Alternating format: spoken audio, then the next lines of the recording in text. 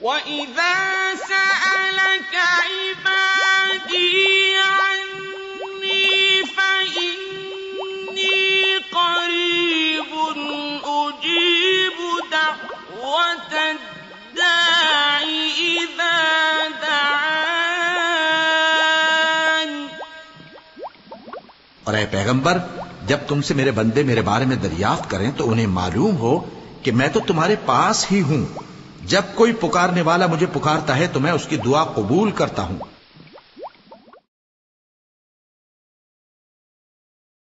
ایک مشہور سرجن تھے جن کا نام تھا ڈاکٹر ہشام۔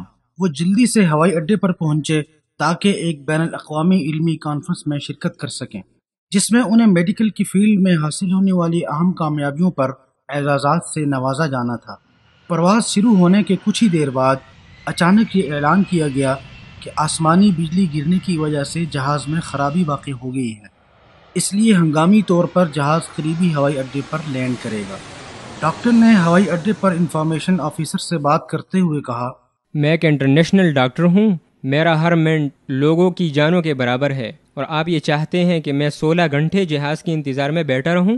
آفیسر نے جواب دیا، جناب والا، اگر آپ کو اتنی ہی جلدی ہے تو آپ رینٹ پر گاڑی لے لیں، یہاں سے آگے آپ کو گاڑی پر 3 گھنٹے ہی لگیں گے۔ ڈاکٹر ہشام اس پر راضی ہو گئے اور گاڑی رینٹ پر لے کر روانہ ہو گئے۔ اچانک موسم تبدیل ہو گیا اور موسلادھار بارش شروع ہو گئی۔ ان کے لیے سامنے دیکھنا بھی مشکل ہو گیا، مگر وہ چلتے رہے۔ 2 گھنٹے گزرنے کے بعد انہیں یقین ہو گیا کہ وہ راستہ بھٹک چکے اور تھکاوٹ بھی محسوس ہوئی۔ قریب ہی ایک چھوٹا سا گھر نظر آیا، اس کے سامنے ہی گاڑی کھڑی کر دی اور دروازہ کھٹکھٹایا۔ اندر سے ایک بوڑھی عورت کی آواز آئی، آپ جو کوئی بھی ہیں اندر آ جائیں، دروازہ کھلا ہوا ہے۔ وہ اندر داخل ہوئے اور بوڑھی عورت سے اس کا فون استعمال کرنے کی اجازت چاہی۔ بوڑھیا ہنسی اور کہنے لگی، کیسا فون بیٹا؟ کیا تمہیں نہیں پتا تم کہاں ہو؟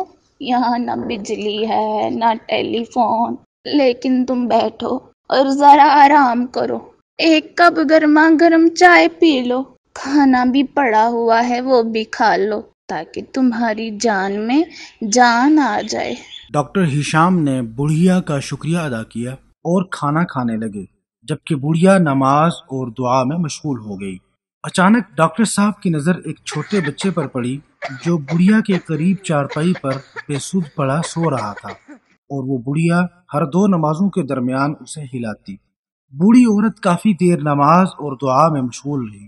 یہ سب دیکھ کر ڈاکٹر صاحب یہ کہتے ہوئے اس کی طرف متوجہ ہوئے، خدا کی قسم، آپ کی مہمان نوازی اور کریمانہ اخلاق نے مجھے شرمندہ کر دیا ہے، اور اللہ سے امید ہے کہ وہ آپ کی دعائیں قبول کرے گا انشاءاللہ۔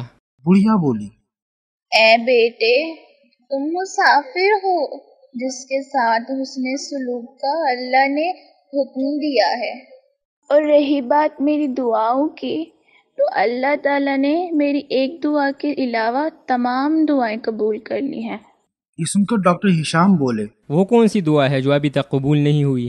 بڑھیا بولی، یہ بچہ جو تمہیں نظر آ رہا ہے میرا پوتا ہے، اس کے ماں باپ دونوں نہیں ہیں، اسے کوئی لاعلاج بیماری لگی ہے جس کے علاج سے یہاں کے تمام ڈاکٹروں نے جواب دے دیا ہے۔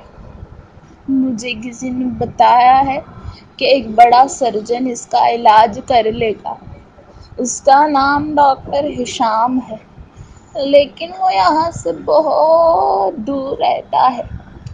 مجھ میں اتنی طاقت نہیں کہ اس بچے کو اس کے پاس لے جا سکوں، اور مجھے ڈر ہے کہ کہیں یہ بیچارہ جان سے ہاتھ ہی نہ دھو بیٹھے، اس لیے میں نے اللہ سے دعا کی ہے کہ میرا معاملہ آسان کر دے۔ ڈاکٹر صاحب رو پڑے اور بولے، اللہ کی قسم، آپ کی دعا نے جہازوں کو خراب کر دیا اور آسمانی بجلیاں گرائیں اور بارش برسائی تاکہ مجھے کھینچ کر آپ تک پہنچائے۔ قسم سے مجھے اپنی آنکھوں سے دیکھنے سے پہلے یہ یقین نہیں تھا کہ اللہ تعالیٰ دعا پر ایمان رکھنے والے اپنے بندوں کی دعاؤں سے اسباب کو اس طرح پیدا کرتا ہے۔ جب اسباب ختم ہو جاتے ہیں تو زمین و آسمان کے خالق کی طرف رجوع کے سوا کوئی راستہ باقی نہیں بچتا۔ وَإِذَا سَأَلَكَ عِبَادِي عَنِّي فَإِنِّي قَرِيبٌ أُجِيبُ دَعْوَةَ الدَّاعِ إِذَا دَعَانِ